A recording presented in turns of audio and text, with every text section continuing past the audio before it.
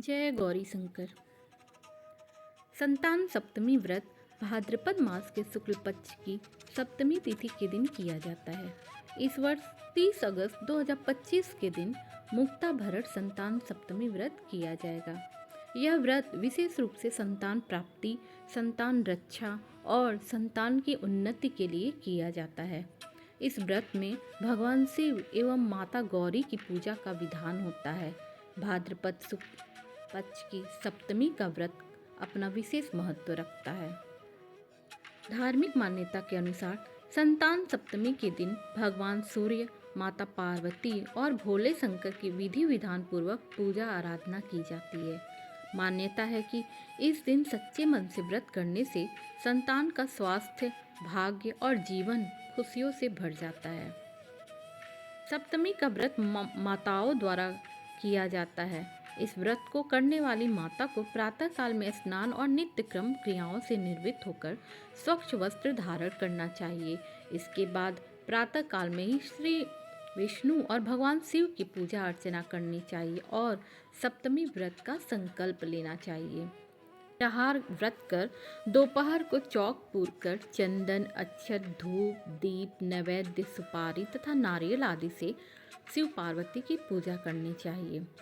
सप्तमी तिथि के व्रत में नैवेद्य के रूप में खीर, पूड़ी तथा गुड़ के पुए बनाए जाते हैं। संतान की रक्षा की कामना करते हुए भगवान भोलेनाथ को कलावा अर्पित किया जाता है तथा बाद में इसे स्वयं धारण कर इस व्रत की कथा सुननी चाहिए।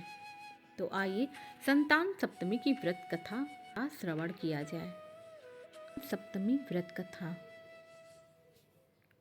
एक दिन महाराज युधिष्ठिर ने भगवान से कहा, हे प्रभु, कोई ऐसा उत्तम व्रत बतलाइए जिसके प्रभाव से मनुष्य के सांसारिक दुख दूर होकर वे पुत्र एवं पौत्रवान हो जाए। यह सुनकर भगवान बोले, हे राजन, तुमने बड़ा ही उत्तम प्रश्न किया है। मैं तुमको एक पौराणिक इतिहास सुनाता हूँ, ध्यानपूर्वक सुनो। एक समय लोमस ऋषि ब्रजराज की मथुरापुरी में वसुदेव देवकी के घर गए। ऋषिराज को आया हुआ देख दोनों अत्यंत प्रसन्न हुए तथा उनको उत्तम आसन पर बैठाकर उनका अनेक प्रकार से वंदन और सत्कार किया। फिर मुनि के चरणोदक से अपने घर तथा शरीर को पवित्र किया। वह प्रसन्न होकर उनको कथा सुनाने लगे। कथा कहते हुए लोमस ऋषि ने कहा कि हे देवकी, दुष्ट दुराचारी कंस ने तुम्हारे कई पुत्र मार डाले हैं, जिसके कारण तुम्हारा मन अत्यंत दुखी है। इसी प्रकार राजा नहुस की पत्नी चंद्रमुखी भी दुखी रहा करती थी, किंतु उसने संतान सप्तमी का व्रत विधि विधान से किया, जिसके प्रताप से उनको संतान का सुख प्राप्त हुआ। यह सुनकर देवकी ने हाथ जोड़कर मुनि से कहा, हे ऋषिराज, कृपा करके रानी चंद्रमुखी का संपूर्ण वृतांत तथा इस कथा का विधान विस्तार पूर्वक बतलाइए, जिससे मैं भी इस दुख से छुटकारा पाऊं। लोमस ऋषि ने कहा कि हे देवकी, अयोध्या का राजा नहुस थे। उनकी पत्नी चंद्रमुखी अत्यंत सुंदर थी। उनके नगर में विष्णुगुप्त नामक एक ब्राह्मण रहता था। उसकी स्त्री का नाम भी भद्रमुखी था। वह भी अत्यंत रूपवती सुंदर थी। रानी और ब्राह्मणी में अत्यंत प्रेम था। एक दिन दोनों सरयू नदी में स्नान करने के लिए गईं। वहां उन्होंने देखा कि बहुत सी स्त्रियां सरयू नदी में स्नान करके निर्मल वस्त्र पहनकर एक मंडप में शंकर एवं पार्वती की मूर्ति स्थापित कर पूजा कर रही थीं। रानी और ब्राह्मणी ने यह देखकर उन स्त्रियों से पूछा कि बहनों, तुम यह किस देवता का और किस कारण से पूजन व्रत आदि कर रही हो। यह सुन स्त्रियों ने कहा कि हम संतान सप्तमी का व्रत कर रही हैं और हमने शिव पार्वती का पूजन चंदन आदि से षोडशोपचार विधि से किया है। यह सब ऐसी पुनीत संतान सप्तमी व्रत का विधान है। यह सुनकर रानी और ब्राह्मणी ने भी इस व्रत के करने का मन ही मन संकल्प किया और घर वापस लौट आई। ब्राह्मणी भद्रमुखी तो इस व्रत को नियम पूर्वक करती रही, किंतु रानी चंद्रमुखी राजमद के कारण कभी इसको करती, कभी न करती, कभी भूल हो जाती। कुछ समय बाद दोनों मर गईं और दूसरे जन्म में रानी बंदरिया और ब्राह्मणी मुर्गी की योनि में जन्म पाईं। परंतु ब्राह्मणी मुर्गी की योनि में भी कुछ नहीं भूली और भगवान शंकर तथा पार्वती का ध्यान करती रही। उधर रानी बंदरिया की योनि में भी सब कुछ भूल गई। थोड़े समय के बाद दोनों ने यह देह त्याग दी। अब इनका तीसरा जन्म मनुष्य योनि में हुआ। उस ब्राह्मणी ने एक ब्राह्मणी के यहाँ कन्या के रूप में जन्म लिया और ब्राह्मण कन्या का नाम भूसड़ देवी रखा गया तथा विवाह गोकुल निवासी अग्निशील ब्राह्मण से कर दिया गया। भूसड़ देवी इतनी सुंदर थी कि वह आभूषण रहित होते हुए भी बहुत सुंदर लगती थी। कामदेव की पत्नी रति भी उसके सम्मुख लजाती थी। भूसड़ देवी की अत्यंत सुंदर, सर्वगुण संपन्न, चंद्रमा के समान धर्मवीर, कर्मनिष्ठ, शील स्वभाव वाले 8 पुत्र उत्पन्न हुए। यह सब शिव जी के व्रत का पुनीत फल था। दूसरी ओर शिव विमुख रानी के गर्भ से कोई पुत्र नहीं हुआ। वह निसंतान दुखी रहने लगी। रानी और ब्राह्मणी में जो प्रीति पहले जन्म में थी वह अब भी बनी रही। रानी जब वृद्ध अवस्था को प्राप्त होने लगी तब उसके गूंगा, बहरा तथा बुद्धिहीन अल्प आयु वाला पुत्र हुआ, जो 9 वर्ष की आयु में ही इस क्षणभंगुर संसार को छोड़कर चला गया। अब तो रानी पुत्र शोक से अत्यंत दुखी हो व्याकुल रहने लगी। दैवयोग से भूसड़ देवी ब्राह्मणी रानी के यहाँ अपने पुत्रों को लेकर पहुंची। रानी का हाल सुनकर उसे भी बहुत दुख हुआ, किंतु इसमें किसी का क्या वश। कर्म और प्रारब्ध के लिखे को ब्रह्म भी नहीं मिटा सकते। रानी कर्मच्युत भी थी, लेकिन ऐसी कारण उसे दुख भोगना पड़ा। इधर रानी ब्राह्मणी के इस वैभव और 8 पुत्रों को देखकर अपने मन में ईर्ष्या करने लगी तथा उसके मन में पाप उत्पन्न हो गया।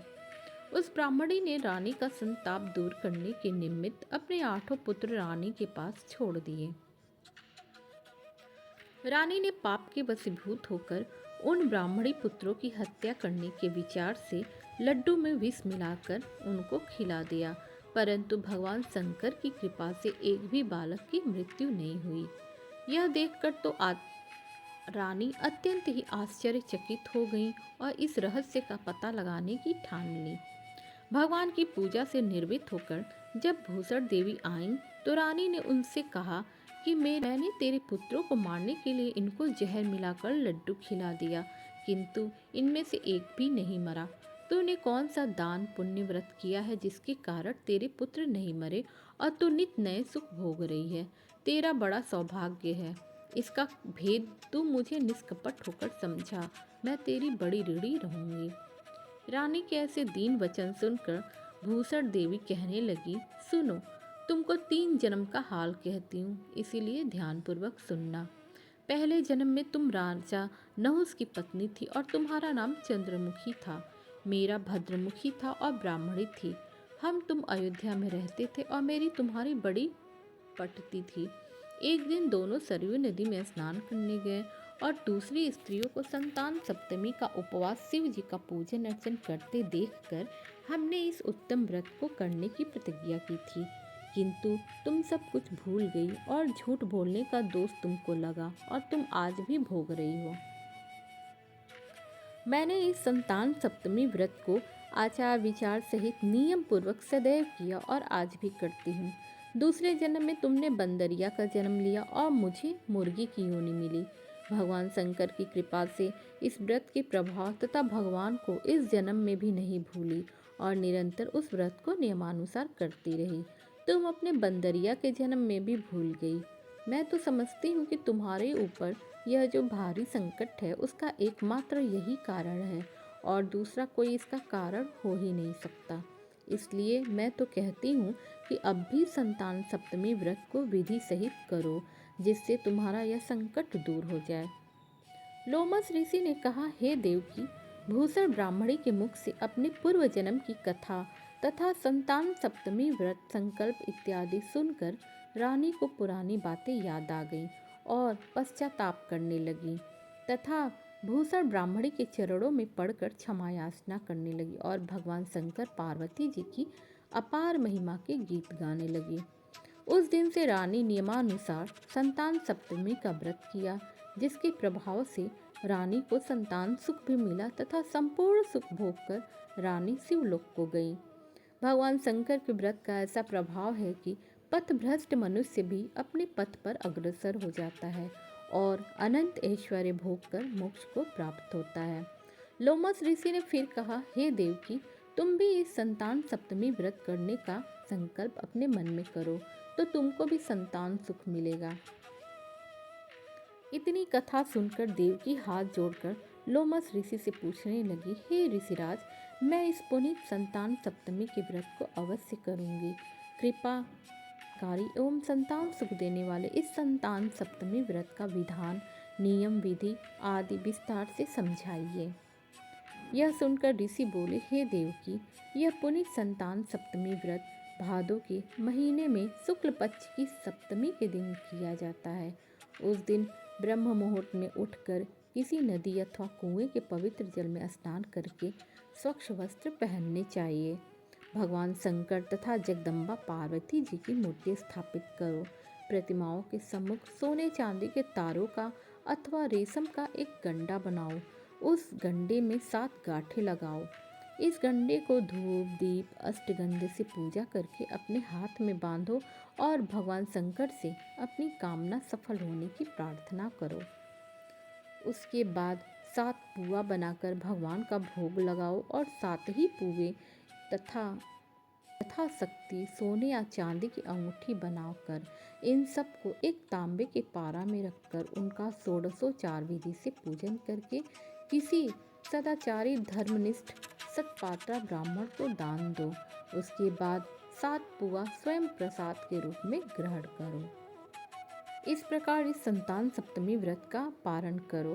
प्रति साल की शुक्ल पक्ष की सप्तमी के दिन, हे देवकी, इस व्रत को इस प्रकार करने से समस्त पाप नष्ट हो जाते हैं और भाग्यशाली संतान उत्पन्न होती है तथा अंत में शिवलोक की प्राप्ति होती है।